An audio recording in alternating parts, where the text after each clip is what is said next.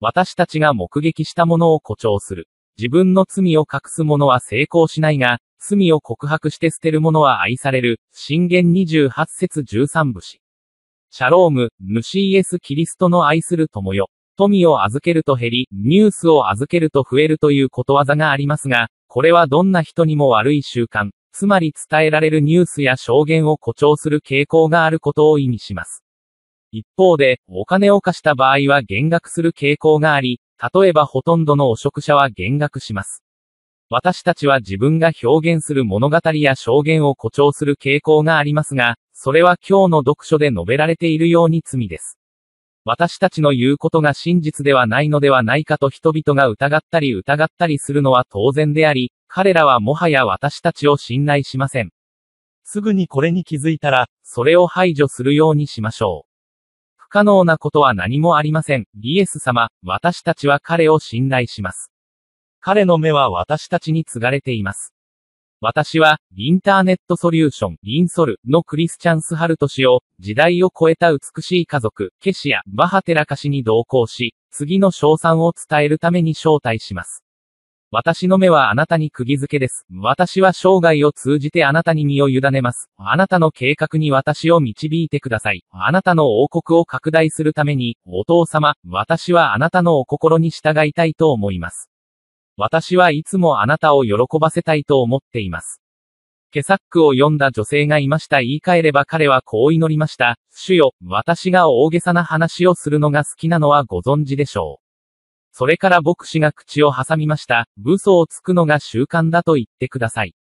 そうすればあなたはそれを克服できるでしょうと。女性は非常に罪悪感を感じ、司祭の前で自分の間違いを認めた。私たちの短気な性質を緊張した神経と呼び、嘘を誇張と呼び、不正を良いビジネスと呼びます。これを克服するには、それを認め、正直に言及し、誠実かつ神聖に悔い改める必要があります。箴言28節13節。謙虚さが誇示されるという形でのもう一つの罪があり、それは傲慢であることと何ら変わりません。ある男性が検査のために歯科医にやってきました。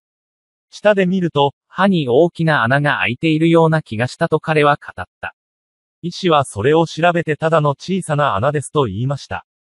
でも大きく感じますよね。彼は尋ねた。舌は本当に誇張するのが好きです。と医師は答えた。私たちはそれを笑うかもしれませんが、自分の言うことを大げさにする傾向がありませんか？確かに、舌は体の小さな部分ではありますが、素晴らしいことを誇ることができます。ヤコブ3章5節。ああ、神よ、私たちがこの舌を乱用したとしてもお許しください。アーメン。今日のインスピレーション。現実を誇張することは嘘をつくことと同じです。罪。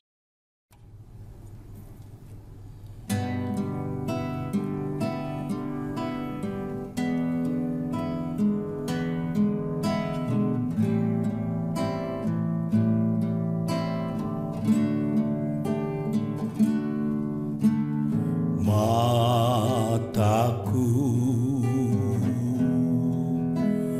tertuju padamu,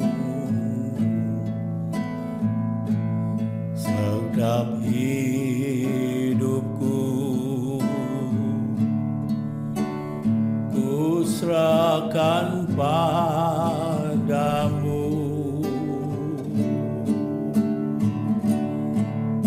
Bimbing aku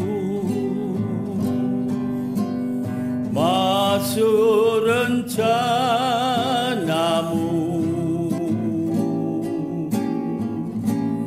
untuk membesarkan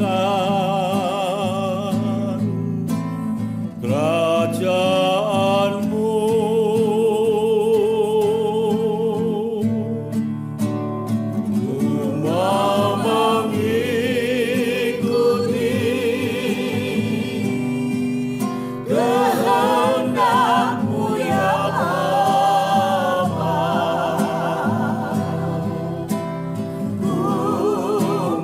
Selalu